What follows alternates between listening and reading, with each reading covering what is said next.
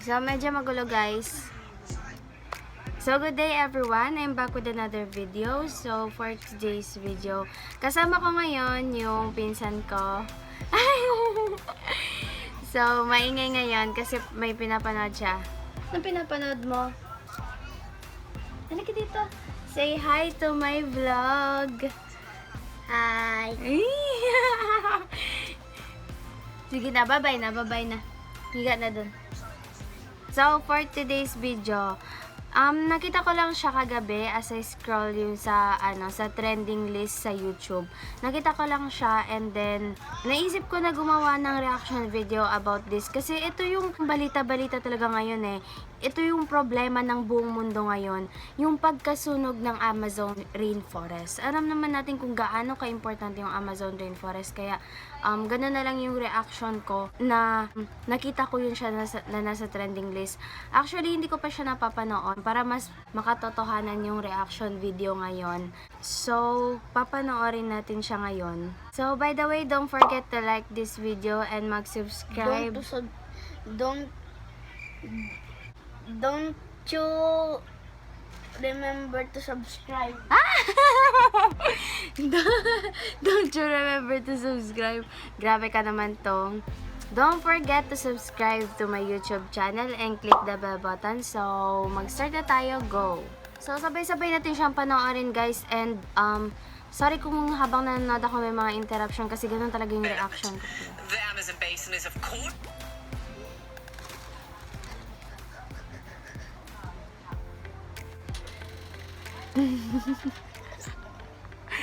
Pabida-bida ka na naman ha. Pabida-bida. Balik tong. Balik na. Noob. Minecraft. Minecraft addict. So it was uploaded by CNN. Tama, CNN. Number 13 on trending. Wow. right now the Amazon rainforest is being consumed by fire. In fact, there's an 80% increase in fires just over the last year alone. And this comes, of course, after the hottest July our planet has ever seen. I want you to take a look at these pictures showing the smoke from space. These are images from high above covering huge parts of South America. Now, this isn't an act of God. It's farmers and ranchers intentionally destroying the land for more development. The Amazon basin is, of course, known as the lungs of the world. It provides 20% of the oxygen for the entire planet. But Brazil's new right-wing leader, Jair Bolsonaro, is not bothered by the destruction. In fact, he's mocking environmentalists who warn of the long-term damage that will make the climate crisis even worse. So, Shasta Darlington joins us now from Sao Paulo in Brazil. Shasta, great to see you. Really good to have you from Brazil. So, totoo nga talaga no, kapag yung Amazon rainforest, yung sinasabi nila, nakita ko nag-scroll down din ako sa social media, makaka-apekto talaga siya sa climate change natin. So, hindi lang siya basta nandun sa Amazon yung mga apektuhan, as in the whole world maapektuhan tayo sa pagkasunog ng Amazon rainforest. Sao Paulo is also Meron pala akong magic ipapakita sa leeg ko lang. Oy, tanga, doon ka na tong. fires. Just give us some sense of how this is playing out where you are. That's right, Robin. I mean, first of all, you do get the real back and forth, this very heated rhetoric about who's to blame. But the fact is that these fires are ravaging the Amazon, and yet the effects are actually being felt very far from home. Brazil's largest city plunged into darkness. Black clouds filling the sky. Blanketing Sao Paulo Monday afternoon. Thick smoke billowing from more than 2,700 kilometers away, where fires are consuming the world's largest rainforest. The Amazon basin is burning at a record rate, according to Brazil's research center. More than 72,000 fires have scorched the country this year, an over 80% increase compared to the same period in 2018. Flames destroy destroying 1.5 football fields Manood of ka nga to. rainforest every minute of every day. Smoke spreading across nearly half of Brazil, visible from space more than a week ago, even spilling into neighboring Peru, Bolivia, and Paraguay. Now the haze stretches across South America, spreading along the East Atlantic coast. Though fires are common here in Brazil's dry season, climate scientists say this is far from the norm. Instead, environmentalists want to land raised at unprecedented levels as a new government encourages industry to develop the Amazon region. Brazil's right-wing president has brushed off environmental concerns as he vows to open the rainforest to business interests. Since he took office in January, rates of deforestation have soared. Grabe, for business purpose lang. So, nakita ko rin to siya sa social media. Sinasabi nila na gagawin daw siyang city, yung Amazon rainforest. Talagang nakakaloka talaga yung yung pera. Grabe. Ang daming nagagawa ng pera. Parang sa Mercury lang, nagkakalabang yung gabi. Ay, may alam. Ay, bongga.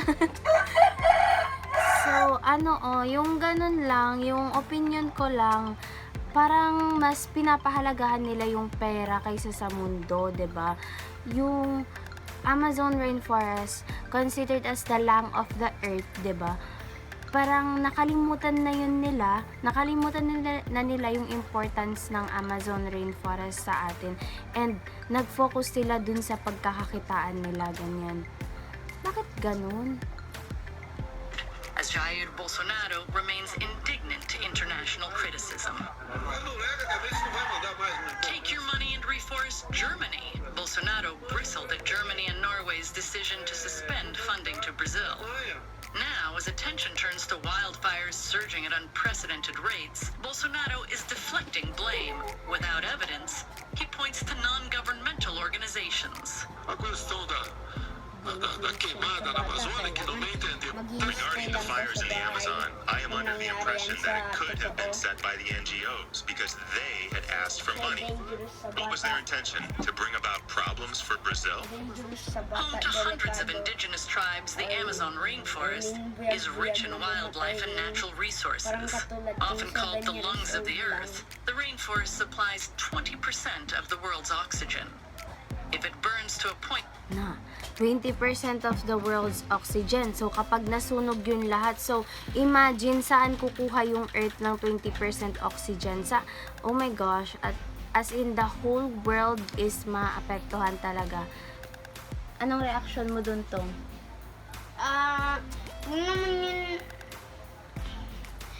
Kung nag-uusok yung mundo, tapos mainit yung lugar, kailangan magstay lang po sa bahay para okay lang po, walang magkakasakit sa mga bata. Ang talino ng bata. Ang talino. Pero going back sa topic natin, so yun, grabe talaga. Pero ngayon, sa kasalukuyan, hindi natin ma-pinpoint kung sino ba talaga, kung kagagawan ba to ng government doon or non-government na gusto lang talagang pagkakitaan yung Amazon rainforest. So, tuloy na natin. to Kung no manood ka. return, environmentalists warn it could turn into a dry savanna and begin emitting carbon instead, plunging the planet ever deeper into a climate change crisis. And well, that might not be imminent, Robin, but the fact that we're seeing this really flippant response from Bolsonaro and his administration, who claim that NGOs are often fronts for foreign governments trying to take control of the Amazon, there's a very real question about whether or not they're addressing the cause of these fires and, of course, the long-term impact, Robin. Yeah, and this is not a domestic issue. I mean, this impacts the globe, all of us. It's about 20% of the planet's oxygen, so we all have a stake in what is happening there on the ground. So my next question would be, are there any political consequences or any political pressure that can be brought to bear on this government? Does Mr. Bolsonaro feel like he can okay this for the next few years? And what will be the consequence? So, yun na yung sinasabi niya, diba? As in, yung impact nito is hindi lang sa mga tao na nandun. Pero, first of all, naapektuhan na yung naninirahan doon, and may mga nakatira doon na indigenous people dun sa Amazon rainforest. So, yun na nga yun, yung sinasabi doon na grabe no, yung impact nito, yung hindi lang sa mga indigenous people na nakatira doon, and yung impact nito is sa whole world talaga. Kasi, yun yung nagproproduce ng oxygen sa atin dito. Talagang mahirap siya. I think that's a really good question. If that starts playing out in them not buying Brazilian goods, Continue natin. Collective global response to this. Shasta Darlington, great to have you. Good to see you, my friend. Live there from Sao Paulo in Brazil. Thank you for that update. So let's go to Chad Myers now, who joins us from the World Weather Center. Hey, Chad.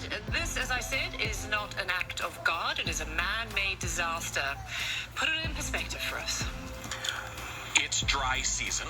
This is burning season, but the number of fires and the number of hotspots I will show you on a thermal imager here in a second is alarming. Now, we know there's been smoke in the air, and that's just what you see this time of year. It is the driest part of the year for them, but they have a state of emergency. Most of these fires are human-induced. Not really thunderstorms, because there aren't any this time of year, and the fire season goes from July through October. So we're just really in the beginning or the start of fire season itself. Some of these fires you can see from space, you can actually see the smoke, but what we're really watching are those hot spots. We call them anomalies. About 74,000 fires so far this year. That's 85% more than this time last year. Fire dating all the way back. We have a bush in front of me. Grabe, sobrang alarming talaga yung apoy dun sa Amazon. And nakita ko sa social media na ano na siya, weeks ago na yung tuloy-tuloy yung pagkasunog doon. Ilang weeks na yun, tuloy-tuloy. I think 2 to 3 weeks na, tuloy-tuloy. And correct me sa comment section below if I'm wrong. Napansin ko, wala siyang media. Hindi siya na-report sa media, ganyan. Bakit ganun? As in, lahat tayo, nalaman lang natin siya sa social media. Sana naman, ma-actionan siya ng media, ganun. Tapos, magkaroon ng mga donation doon. And nakita ko, umulan daw. Umulan, pero hindi pa rin sapat para mapuksa yung apoy doon. Alarming siya kasi hindi siya kagaya sa last year daw. In the month of July to October, yun talaga yung buwan na karaniwang nagkakaroon ng sunog. Pero yung sunog dun sa Amazon rainforest is hindi na yun normal. Hindi na yun normal. It is not a natural disaster. It is a man-made disaster kasi maraming nagsasabi na sinadya yung isunog for business purpose, ganyan, for money purpose. Sana naman maliwanagan yung mga tao na grabe yung tulong sa atin ng Amazon rainforest and hindi yung mapapalitan ng pera lang.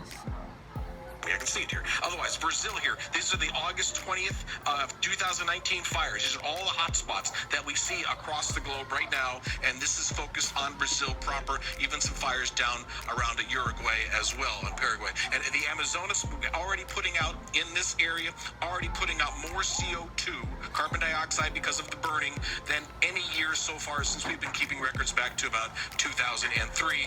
And there's the bottom of the rainfall curve somewhere in August and September, going back up a little bit later than that. So the Amazon fires, obviously in our picture, this is what I was talking about here a little bit ago.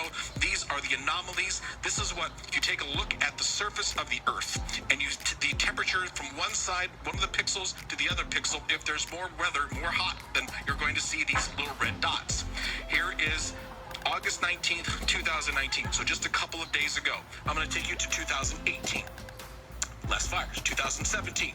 Still fires, not as many, and not as concentrated, more widespread. 2015, 2014. We can go back and back as long as you want. Now, there were still fires in 14, but look at what it was in 2013. The number of dots is significantly more than it has been for a very long time. We know that's what's happening on the ground there. Tapos na. So, ayun na. Yun yung overall video na papanoorin natin ngayon. So, sa tingin ko naman na okay na yung reaction ko tungkol doon. Pero, yun lang. Yung sa akin lang, we just need to pray continuously. And also, hindi naman siya, although yes, helpful talaga kung magdadasal tayo para sa mundo natin. Pero sabayan din natin ng gawa. Hindi lang tayo magdidepende sa dasal. Kasi kung magdadasal ka, tapos ikaw, kasama ka rin pala sa mga taong sumisira sa mundo. So, wala lang siyang epekto. So, mas mabuti kung magtulungan tayo, ganyan, hashtag, save the earth, ganyan. Sabi nga nila, we created to protect the earth, pero we failed to do that.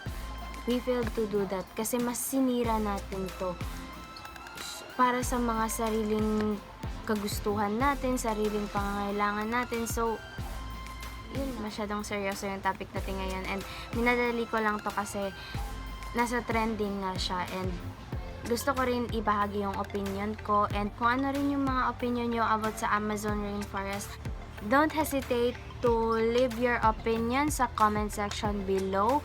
And again, like this video. And thanks for watching. Don't forget to subscribe. So, bye! Tung, takpan mo na to! Takpan! Takpan ang camera! Takpan mong camera, tanga. Takpan mong camera, ganyan na doon ang camera. Hira! Dito.